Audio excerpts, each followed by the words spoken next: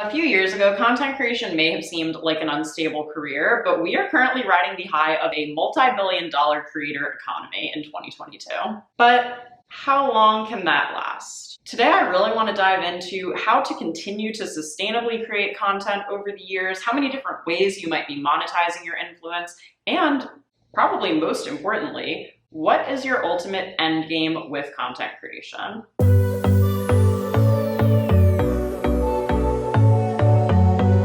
Hey everyone, and welcome back to my channel, or welcome if you're new here. My name is Austen, and I am a fashion and beauty content creator based in New York City. I use this channel to help micro-influencers create great content, grow their digital brands, and make sustainable income from content creation. So if any of that interests you, please do consider subscribing to my channel for new videos every Tuesday. So I wanted to sit down and film this video today because I know that things like hacks and trends can be fun to talk about in the moment, but we need to plan for the long term. I feel like no one is talking about this topic because, for the most part, in the creator economy, things are running really smoothly right now. More platforms are allowing creators to monetize, brands are recognizing creators' values, and creators are getting more and more creative about where they're creating content, what type of content they're creating, and how they make money from it.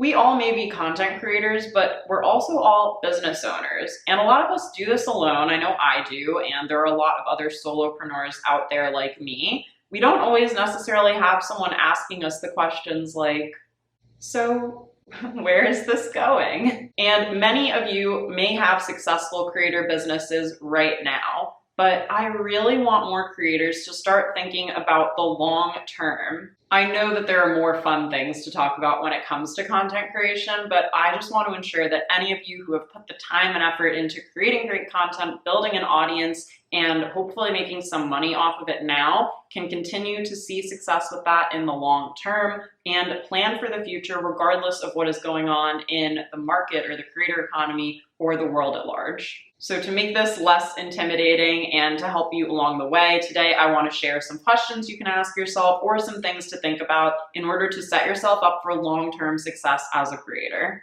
The first thing I think it's important to do is imagine, just for a second, a scenario in which you are not a content creator and what you would do instead. We've gotten little glimpses of this even over the years with, the pandemic is one big one where a lot of brands' marketing spend was put on hold for several weeks, if not months. We've even seen this in cases where Instagram has gone down for several hours or even a full day at times. I just say this because this industry is one of the most fast-moving and quickly changing ones in the world. Even where we are today is very different from where we were a year ago, and for that reason, it's a little harder to predict in this industry where we will be in even 6 months or 1 year or 5 years from now than it is in some more traditional industries. However, just because it's unpredictable doesn't mean that we can't start to plan ahead in some ways. So the next thing I would do is sit back and ask yourself what your long-term goals with content creation are. One thing that I often wonder to myself is like, in 30 years from now, I'm 27. So if I'm 57, do I still see myself like picking up my phone and being like, hey guys, me again, like here trying Rihanna's 500th collection with Fenty? Like, is that still something I see myself doing? Or do I see my business and my creator influence translating into other areas? And the answer may be yes. I even find it fascinating to watch bloggers who I followed back when I was 18, like Ami Song and like Jane Aldridge and Brian Boy, and seeing them entering, their like mid-30s and beyond, and seeing them become parents and do all these different things and buy houses. And it's really crazy to think about where they started when I was watching them about 10 years ago and where they are now. Thinking about the skills that I needed to start a blog and the skills that have translated with me into this job I do now, and also my jobs working as the content director at a tech startup and as a magazine editor, is really important. I think about things like writing, I think about SEO, I think about video editing, I think about community building and hosting events, and so many other components that go into creating the type of content that I do that can also translate into other industries or jobs or just ways to earn money out in the world. So those skills that you've learned will always be relevant and will always help you in whatever creative endeavors you're pursuing. The third thing I would do is think about how you can continue to use those skill sets and use what you're good at to position yourself as an expert in your field, because you can be an expert in your field and go on to do tons of different things, whether you are using your own platform to do it, and you may still very well be posting to your own platform years from now and have expanded into other areas of that as well. But you could also become a consultant, a public speaker, a editor at large, or whatever you want your title to be. Honestly, I think titles have less and less value over time, but all of those skill sets that you've learned and that you've picked up, and the way that you show up as an expert and as an authority in your industry to your community, will always be relevant and always serve you well. So maybe you are a fashion expert and you can be a trend forecaster, a stylist. You can consult on brands for how to show up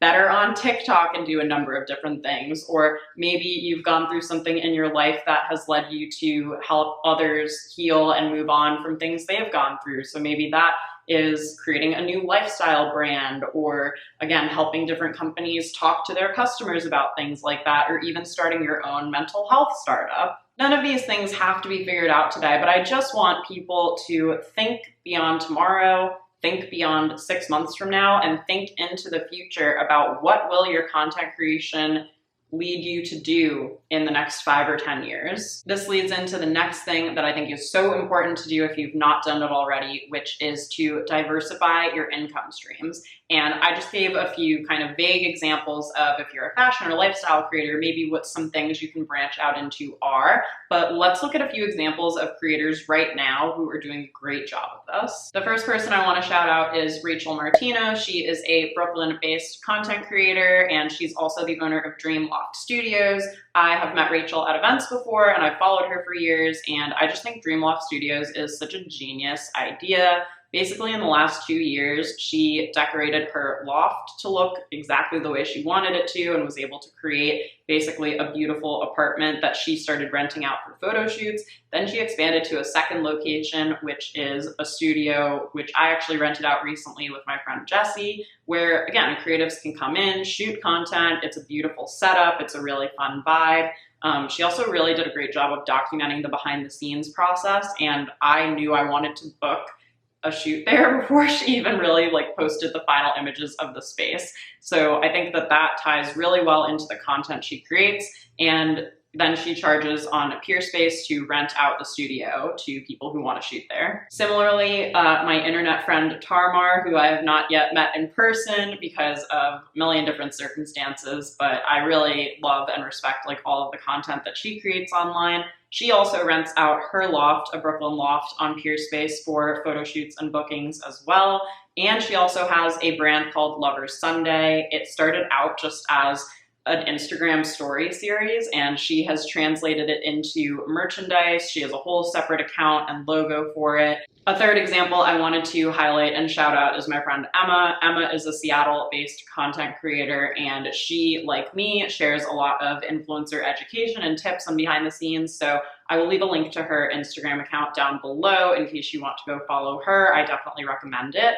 And Emma is also someone who has been able to monetize her influence through, she does a lot of brand partnerships, but something that's really unique that she does also is her influencer courses. So she has taken her know-how about negotiating with brands and doing all of these different things and created several courses from that. So you can also think about an informational digital product and not necessarily a physical product or business like some of the other creators that I mentioned too. So that's just another example to go check out. Also, if you guys know of any content creators who are kind of multi-hyphenates in the way that I'm explaining, where they've started a new business or launched products or done anything along those lines that extends beyond their typical content creation, please leave us a comment down below so we can check out some more examples. Another thing I wanted to add on to that is, of course, it's important to diversify your revenue streams. For content creators especially, I think it's important that these revenue streams, or at least One or some of them are passive revenue streams and consistent revenue streams. Consistent meaning that you can expect about the same amount of money coming in each month from that revenue stream. So an example of a consistent revenue stream would be ad revenue from a blog that gets about the same amount of page views each month, versus something inconsistent like brand partnerships, which might rely on season, budget, your own personal content calendar, and a ton of other factors. And by passive income, I mean you've put in some upfront work to create maybe a digital product, but that for the most part, that product can sell on its own because you've marketed it in previous content. You don't have to necessarily go buy ads for it or constantly be pushing it on your Instagram stories, but rather you've created a product that you have traffic flowing to because of content or because of a platform like Etsy where people can search for that product, and that it basically is selling itself.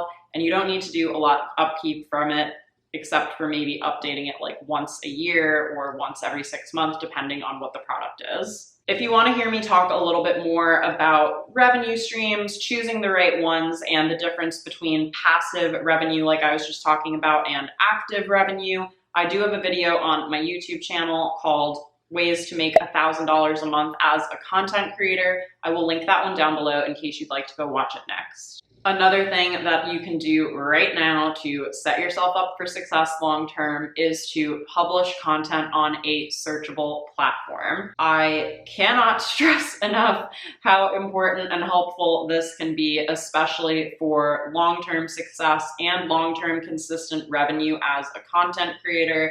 Setting up a blog or a YouTube channel, I would definitely recommend one of those two if possible. If you don't have as much time to dedicate to those, Pinterest is another good third option, because the lifespan of the content on searchable platforms, I've talked about this a million times, but I will not shut up about it until everyone starts doing it, is going to give you a much higher return on investment than a viral TikTok video. Another thing I think is important to talk about, I truly have lost count of what step or point I was on now. I did have numbers starting out, but I'm just so passionate about this that I think I've blown right past a lot of them, is to make sure that you feel financially secure in other areas of your life outside of your revenue from content creation. So I think it's important to remember and think about things like investing, in saving, and in communicating your financial goals to your spouse, your roommate, your family, or even your friends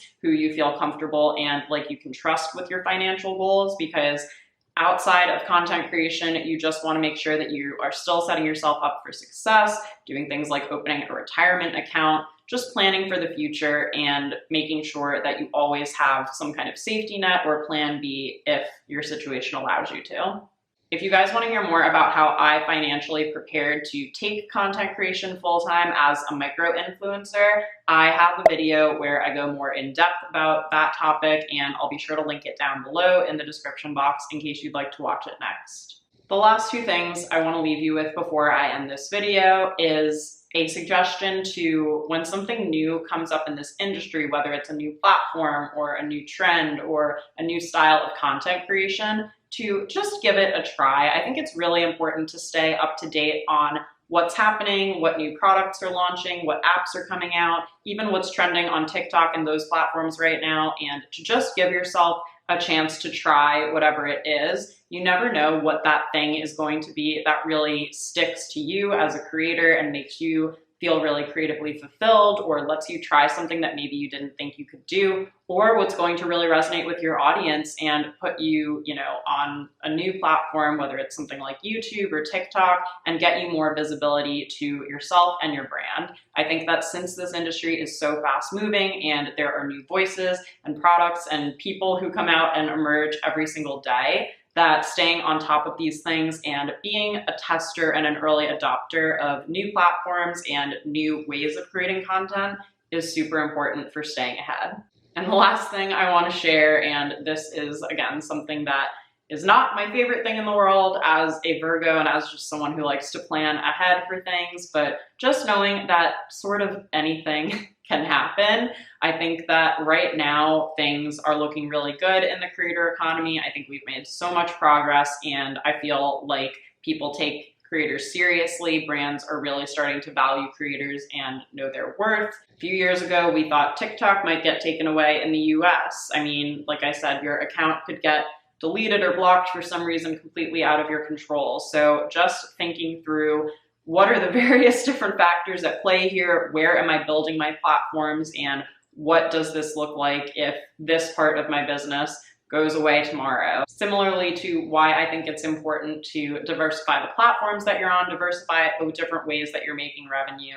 It just allows for room for things to go wrong or for things to change, whether they be for good or for bad. Being willing to be flexible and adapt and plan for those situations is so important to long-term success as a content creator. I feel like this was kind of like a verbal think piece for me today. And if you've watched all the way to this point, I just want to say thank you for sticking with me. I really think this is important and something I want to continue to talk to my peers about and hear about from you all as well. So please share your thoughts in the comments down below. I look forward to reading them and responding to as many as I am able to. If you enjoyed today's video, please consider subscribing to my channel for new videos every Tuesday. I also have lots of other videos about content creation tips, platforms like Pinterest and Instagram I've got specific videos for, so feel free to browse my channel and stick around for more content like this.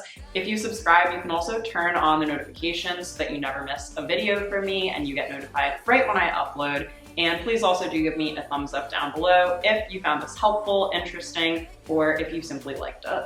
I'll be back again next week with another new video. Until then, thanks for watching, and I hope you have a great rest of your day. Bye. No, I realized that I can't live without